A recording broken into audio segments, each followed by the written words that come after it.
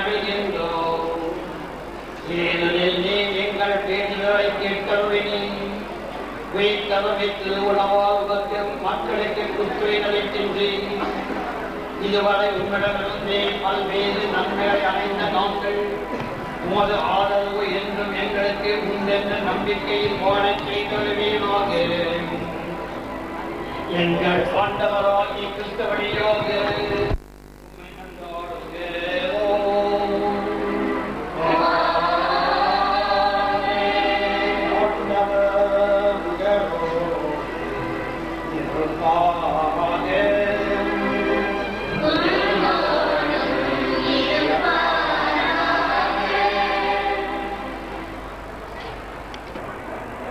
நம்முடைய சீரக உள்ளங்களில் தூய ஆவியை பொழிந்து ஒளிமிக்க திருவளம் கொண்ட இறைவன் தமது ஆசியால் உங்களை மகிழ்வுடச் செய்து அந்த ஆவியின் கொடைகளால் உங்களை நிரப்புவாராக.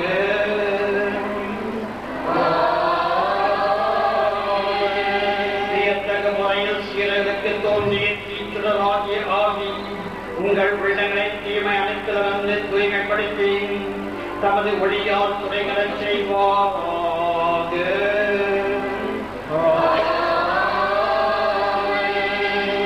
விசுவாச அறிக்கையில் பல்வேறு மொழிகளை ஒருங்கிணைத்த நிறுவனம் கொண்ட தூய ஆவி உங்களை அநேக விசுவாசத்தில் நிலைத்திருக்கச் செய்து நாம் நம்புவது போல் இறைவனை கண்டு மகிழச் செய்வாராக.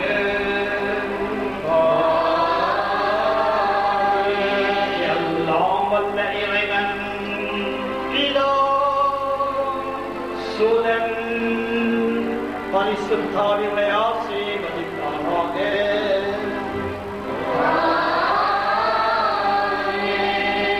கிறிஸ்து இயேசுவின் அன்பிலே சென்று வாழ்வோம். திருப்பலி முடிந்தது.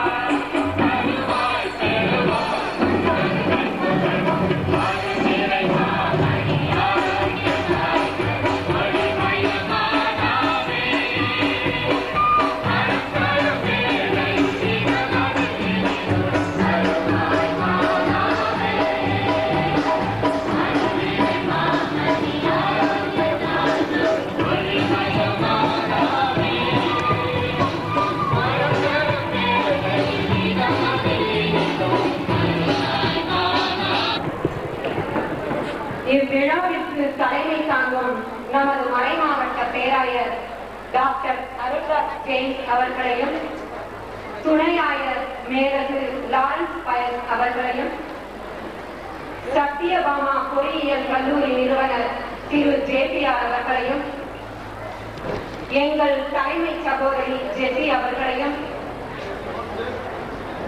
இவ்வட்டாரத்தின் முதன்மை குரு அருட்தந்தை அருள் தேவதாஸ் அவர்களையும் எங்கள் பாசமிகு பங்கு தந்தை ஒயர் ரோஸ்கோ அவர்களையும் எங்கள் சபையின் மூத்த சகோதரிகள் அருட்சகோதரிகள் மேரி செபாஸ்டின், ஆரோக்கியமேரி, விக்டோரியா பீட்டர் அவர்களையும் மேடைக்கு வருமாறு அன்போடு அழைக்கின்றோம்.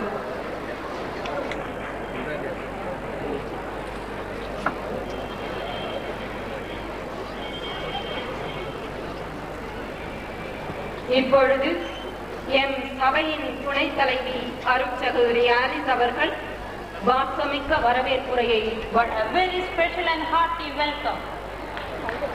We deem their encouraging presence with us today on this august occasion as a tangible expression of ecclesial recognition and appreciation of our congregation as an energetic sapling plant rooted in Christ and flowering in service in the God. தன்னலமில்லாத பொதுநலப் பணியாகும்.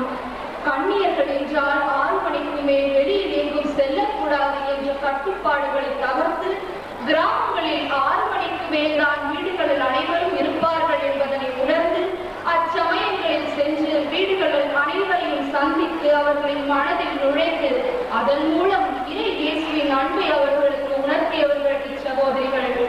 மீஞ்சூர், பொன்னேரி, காட்டூர், மணலிப்புதுநகர் உட்பட ஏறக்குறைய 16 இடங்களில் கோயில்களை கட்டி எழுப்பிய நம் தந்தை விதைத்த சிறிய விதை இன்று ஆழமரமாய் வேரூன்றி நாம் அருட்தந்தையின் அருட்சகோதரிகளே ஆவார். இவர்களுடைய இந்த குழந்தை இயேசு பள்ளி ஆரம்பித்த வருடத்தின் முதல் சில மாணவிகளுள் நானும் ஒருவர் என்று சொல்லிக் கொள்வதில் நான் பெரும் மகிழ்ச்சியும் பெருமையும் அடைகிறேன். இங்கு படித்தவர்கள் பலர் மருத்துவராக, சட்ட வல்லுநர்களாக, பொறியியல் அறிஞர்களாக வாழ்வில் உயர்கின்றனர். கல்வியின் ஆழத்தையும் நம் தேவைகளை அவர்கள் புரிந்து கொண்டுள்ள தன்மையையும் நாம் உணர்ந்திருக்கிறது. அருமை சேவா சகோதரிகளே, உங்கள் அன்புக்கு எங்கள் நன்றி. சிறு பிள்ளைகளை தாயை போல் அரவணைப்பவர்களே, உங்களுக்கு எங்கள் நன்றி.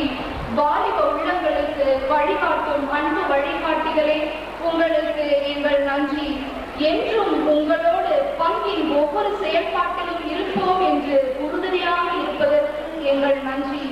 கல்வி அறிவும் ஆன்மீக அறிவும் புகட்டி எங்கள் உயர்வுக்கும் மகிழ்வுக்கும் உதவிய அன்பு நெஞ்சங்களே, எங்கள் பங்கு தந்தை சார்பிலும் எங்கள் பங்கு மக்கள் அனைவரின் சார்பிலும் எங்கள் பங்கின் இளைஞர்கள் இளம் பெண்கள் சார்பிலும் இங்கு கூடியுள்ள ஒவ்வொருவரின் சார்பிலும் என் நன்றியை தெரிவித்து உங்கள் சபை வாழ்க, சேவை வளர்க்க என வாழ்த்த வயதிலே எனும் வணங்கி விடைபெறுகிறேன். நன்றி, வணக்கம். That will serve the poor of the locality as a fitting monument to mark the occasion. Through the sacrificing efforts of many to gather funds for this worthy cause, the Silver Jubilee souvenir has been planned and prepared. As chairperson of the souvenir committee, I now request His Grace, our Archbishop, to officially release it, and I invite Mr. Xavier to receive the first copy.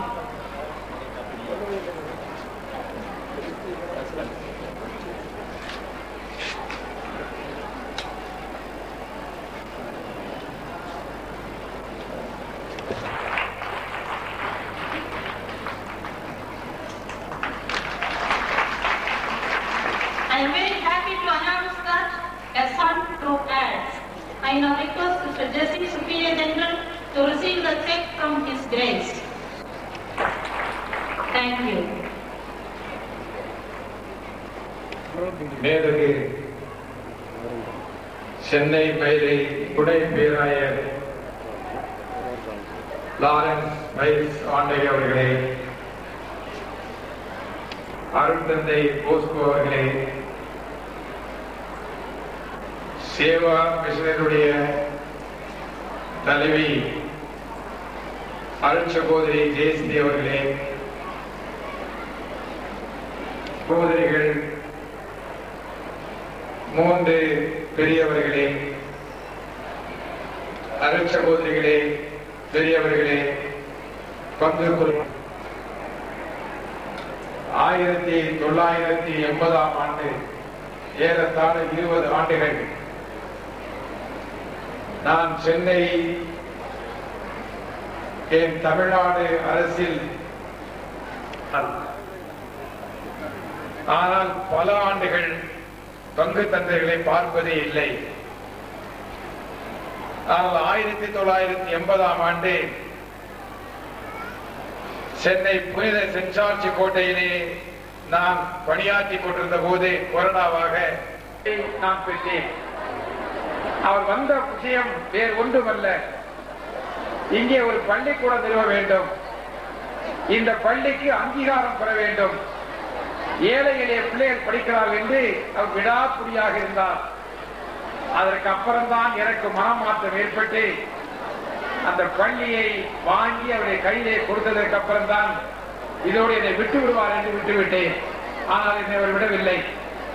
இந்த பள்ளியை கேட்டு என்னுடைய பெயரை முதலாக இங்கே போட வேண்டும் என்ற ஆசைப்பட்டு என்னுடைய அந்த நேரத்திலே தான் இந்த சகோதரியுடைய தொடர்புகள், இவர்கள் ஆற்றுகிற பணிகள் அத்தனையும் பார்க்கின்ற வாய்ப்பை நான் பெற்றேன். ஒரு முறை என்னுடைய தாயார் நடக்க முடியாமல் கோயிலுக்கு போக முடியாத அந்த நிலைமை ஏற்பட்ட போது எங்கள் பங்கு தாத்தியாரிடம் சென்று என் தாயாருக்காக ஒரு பூசை வைங்கள் என்று கேட்டேன். அவர் மறுபடியும் சகோதரிகளை அழைத்துக் கொண்டு என் வீட்டிற்கு வந்து என் தாயாருக்கு ஒரு பூசை செய்து பாட்டு பாடலோடு பாடி என் தாயாரை மகிழ்வித்திருந்த நேரத்தை எல்லாம் நான் எண்ணி பார்க்கிறேன். ஒரு ஆட்டுக்கு சென்றிருந்தேன். அது ராஜஸ்தான் இருக்கிறது. அங்கே ஒரு 15-20 பெண்கள் சுடிதார் போட்டுக் கொண்டு சென்றார்கள். நான் யார் என்று நினைத்துக் கொண்டு நான் வாக்கிங் சென்றேன். ஏரிக்கரையை சுற்றிக் கொண்டு ஒரு அம்மையார் கூடி வந்து நீங்கள் ஜேபிஆர் தான் என்று கேட்டார்கள். நான் ஆம் என்றேன். நீங்கள் யார் என்று கேட்டேன். நாங்கள் எல்லாம் கண்ணீர்கள் இருந்தார்கள். நான் விரவரத்து போனேன். நம்முடைய கண்ணீர்களா இப்படி வருகிறார் என்று கேட்டபோது, ஏன் இந்த கோலம் என்று கேட்டபோது, இந்த கோலத்தை விட்டால் எங்களுக்கு பாதுகாப்பே இல்லை, அதனால் இந்த கோலத்திலே வந்திருக்கிறோம் என்று எனக்கு சொன்ன போது கண்ணீரே வந்துவிட்டது.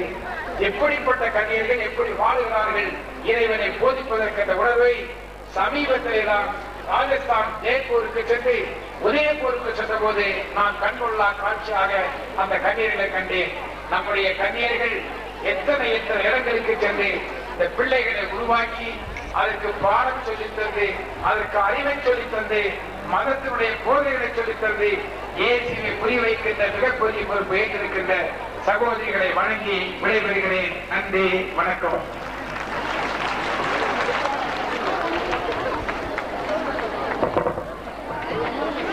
எங்கள் சபையின் துவக்கம் சொல்வார்கள். அதன் பிறகு மேலது துணையாயர்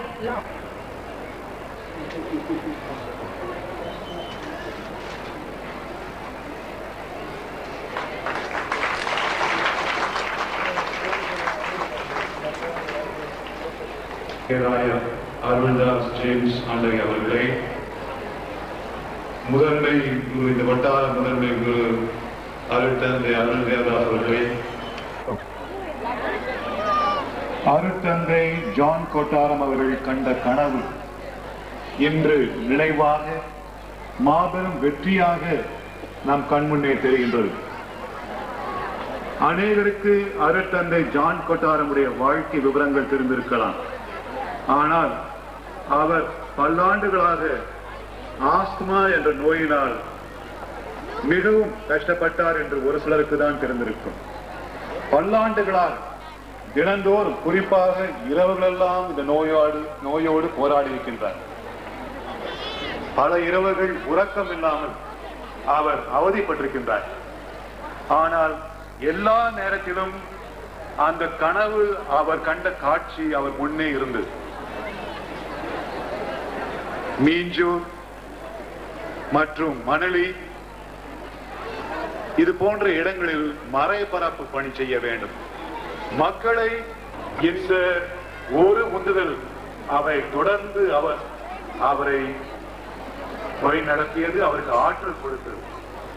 ஆகவேதான் ஏற்கனவே செல்வி சங்கீதா குறிப்பிடுவது போல 3 மரியாதை சேனை சகோதரிகளை அவர் அழைத்து, இன்று அவர்கள்தான் இந்த சபையின் மூத்த சகோதரிகள்.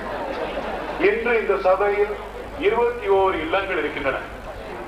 காங்கிரிகேஷன் மிஷனரி என்றால் மறைபரம், இறைவனுடைய அன்பை பற்றி பேசுதல். இந்த ஆண்டு துவக்கத்திலே என்பதற்காக கிறிஸ்துவை அறிவிப்பதை நாம் குறைத்து விடக்கூடாது. அறிவோம், அறிவிப்போம். நாம் Next, I thank His grace.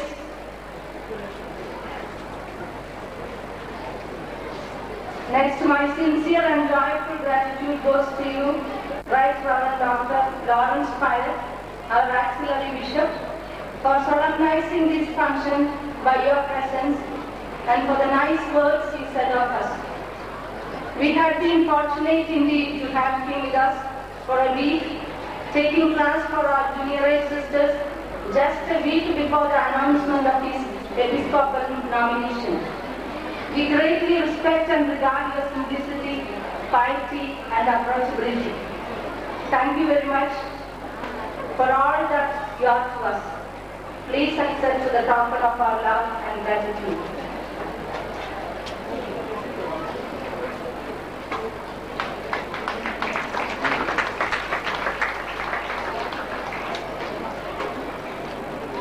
Here. He has been a friend of our founder and thus he knows our congregation very well. He is a constant benefactor and well-wisher of our congregation. We thank you from the bottom of our heart for your concern and support for our growing congregation. As a token of our love and gratitude, please accept this memento of our celebration.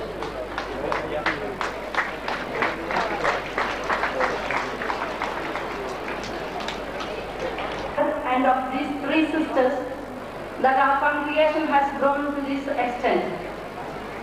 The sacrifices and hard work they put in for our congregation are unforgettable. The congregation would ever remember you, dear sisters, with gratitude for all that you are to us. As a token of our love and gratitude, we present this memento.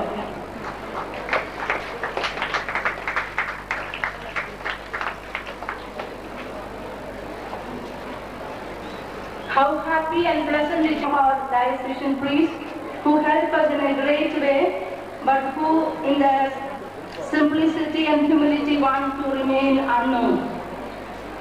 My sincere gratitude to each of them.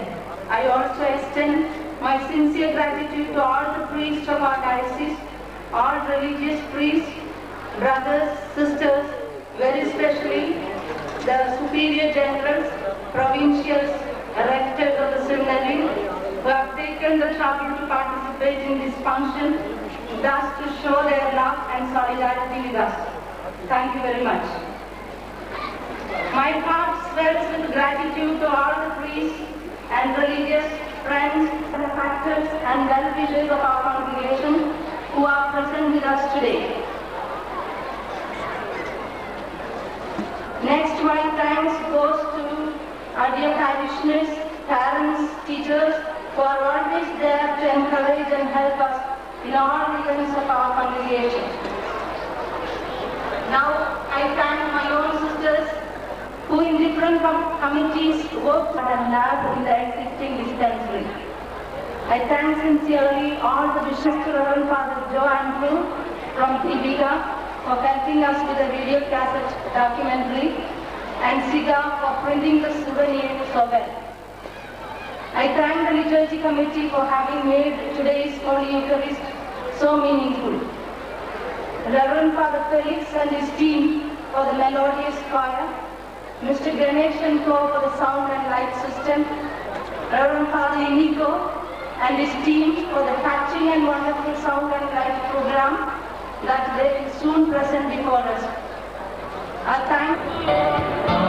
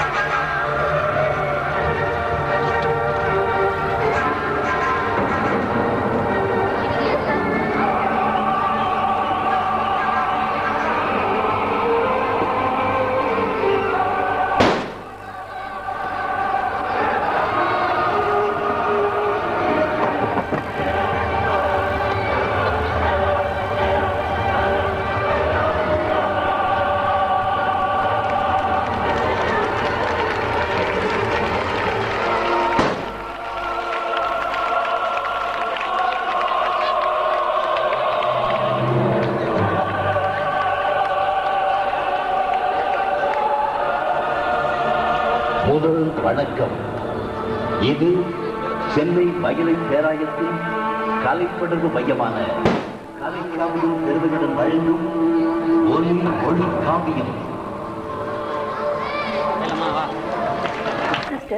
நான் உங்களை மாதிரி ஆகக்கூடாதா? ஏய், என்ன சொல்ற? உனக்கும் உன்னோட பேச்சுக்கும் சம்பந்தமே இல்லையே. என்னாச்சு உனக்கு? ஏன் சிஸ்டர், உங்க பாதைக்கு நான் வரக்கூடாதா? அனிதா, நீயா இவ்வளவு சீரியஸா பேசுற? சிஸ்டர், என்ன வெளியில பார்க்கதான் வாயடி மாதிரி தெரியும். ஆனா என் மனசுக்குள்ள ஒரு சிஸ்டரா ஆகணும் தான் ரொம்ப நாளா நினைச்சிட்டு இருக்கேன். அப்படி இல்லம்மா, நினைச்ச உடனே முடிவெடுக்கக்கூடிய பாதை இது இல்லம்மா. பல நிலைகளை கடந்து மன தைரியத்தோட மக்களுக்கு சேவை செய்ய தான் எடுத்த முடிவிலிருந்து பின்வாங்காம முன்னோக்கி போற இந்த பாதையை தேர்ந்தெடுக்கிற அளவுக்கு உன்னோட மனசுக்கும் வயசுக்கும் பக்குவம் போதாதுன்னு சொல்ல வரேன். அது சொல்லுங்க சிஸ்டர், நீங்க எப்படி இந்த பாதையை தேர்ந்தெடுத்தீங்க? இப்ப அது வேணாம்னு நினைக்கிறேன்மா. உங்களுக்கு சொல்ல இஷ்டம் இல்லைன்னா வேண்டாம் சிஸ்டர். சே, அப்படியெல்லாம் இல்லம்மா. நீ இவ்வளவு விருப்பப்பட்டு கேக்குறதுனால சவாலை ஏத்துக்கிட்ட இந்த வாழ்க்கைய பத்தி உன்கிட்ட சொல்றேன்மா. அப்போ எனக்கு 10 வயசு இருக்கும். எங்க அம்மாவும் நானும் தூங்கிட்டு இருந்தப்போ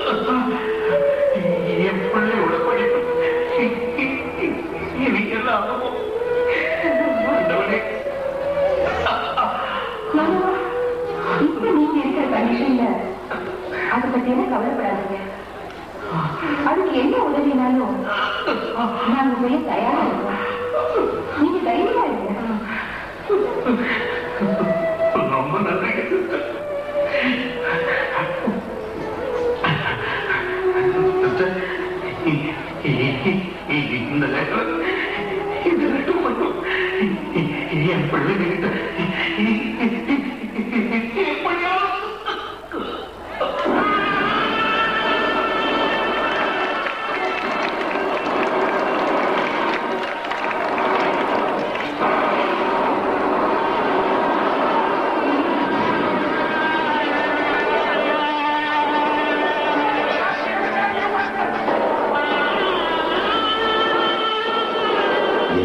அன்பிற்கினிய மகள் மன்னிப்பு என்று கொண்டு இந்த கடிதத்தை ஏற்றுக்கொள்கிறேன். நீயும் அம்மாவும்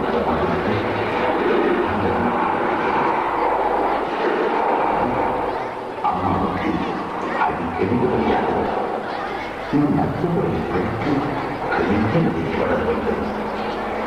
அங்கே வெளிச்சட்டத்தின் விலைகளுக்குள் ஒவ்வொரு வார்த்தையாக எழுத வேண்டியுள்ளதால் அதிகமாக என்னால் எழுத முடியவில்லை. எப்போது இந்த பதற்றம் முடியும், எப்போது உங்களை எல்லாம் பார்க்க என்று எனக்கே தெரியவில்லை. நன்றி. நான் திரும்பி வரும்போது உங்களுக்கு மிகவும் பிடித்தமான மண்பொருட்டின் பொம்மைகளை வாங்கி வருகிறேன்.